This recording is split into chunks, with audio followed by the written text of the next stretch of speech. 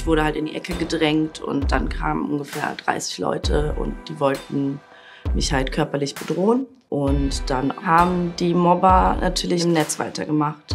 Ich hatte damals eine Freundin, das Mobbing ging bei ihr so weit, dass sie letztes Jahr Selbstmord begangen hat. Ich möchte ja ein Vorbild sein, vor allem für junge Frauen. Und ich möchte, dass sie sich denken, ich bin gut so wie ich bin und keiner hat mir zu sagen, wie ich zu sein soll.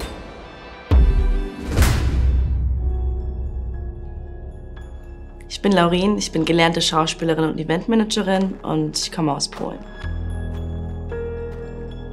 Meine ersten Erfahrungen mit Mobbing haben in der Oberschule stattgefunden. Es fing in der 7. Klasse an. Ich war ein sehr introvertiertes Mädchen und habe mich dadurch, glaube ich, auch leicht zum Opfer gemacht. Es fing eigentlich erstmal damit an, dass ich erstmal so leicht geärgert wurde und es wurde dann immer extremer. Es gibt 2 Situationen, die mir wirklich bis heute sehr, sehr krass im Kopf hängen geblieben sind. Eine war online und eine war offline. Die offline war auf dem Schulhof. Ich wurde halt in die Ecke gedrängt und dann kamen ungefähr 30 Leute und alle waren um mich rum und die wollten mich halt körperlich bedrohen. Ich hatte wirklich sehr viel Angst gehabt. Ich war gerade mal 13, 14. Ich habe mich sehr einsam gefühlt in dieser Zeit. Also ich war sehr viel für mich. Ich habe viel geweint und das Schlimmste für mich war, dass ich mich schuldig gefühlt habe, weil man wird ja nirgendwo bestärkt. Ich konnte nicht mit meinen Eltern reden, ich bin zu niemandem gegangen. Das hat mich sehr, sehr geprägt und hat auch sehr an meiner Persönlichkeit, sagen wir mal, gerüttelt und geschüttelt, dass ich lange gebraucht habe, mich gut genug zu fühlen. Also es ging schon in suizidale Gedanken in der Teenagerzeit.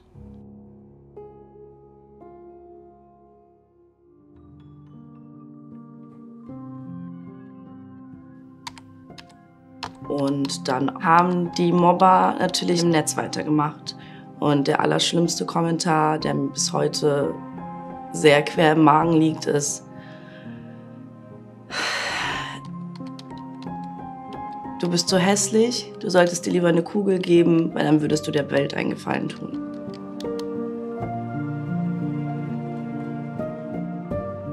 Das Schlimme heutzutage an Cybermobbing ist, dass die Leute so anonym sind.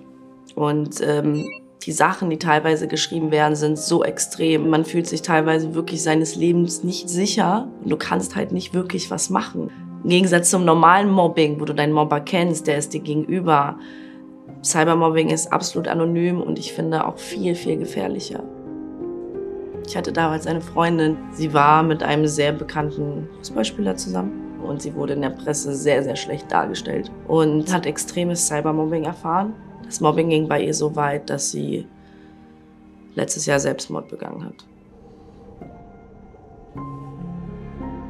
Es ist mir einfach so nahe gewesen, dass eine Person, die ich kenne, die ich schätze, wo ich denke, Mann, die hat doch ein perfektes Leben eigentlich, so, dass sie keine Kraft mehr hatte, weil die Leute sie so bedroht haben. Als das passiert ist, habe ich für mich selber einfach beschlossen, meine Geschichte noch mehr zu erzählen, noch mehr in die Öffentlichkeit zu gehen. Ich möchte gerne den Menschen einfach einen Spiegel aufzeigen. Die sollen einfach merken, was passieren kann.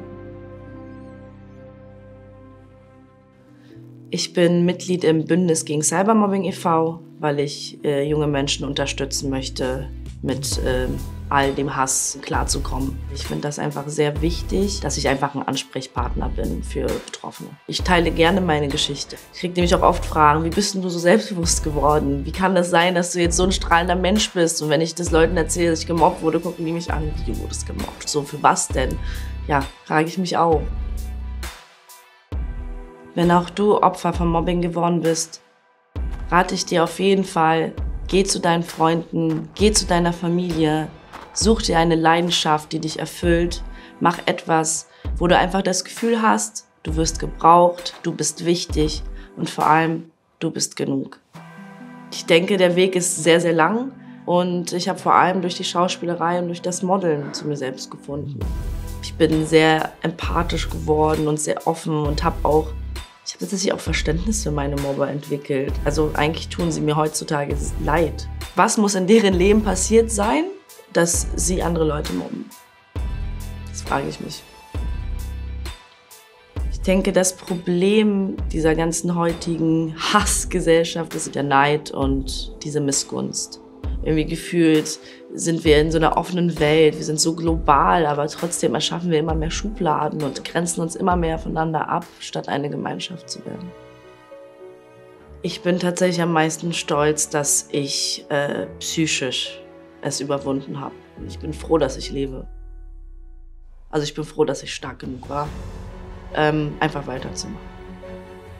Ich möchte ja ein Vorbild sein, vor allem für junge Frauen, die selber sich immer so ein bisschen unsicher oder fehl am Platz fühlen. Und ich möchte, dass sie sich denken, scheiß drauf, ich bin gut so wie ich bin und keiner hat mir zu sagen, wie ich zu sein soll.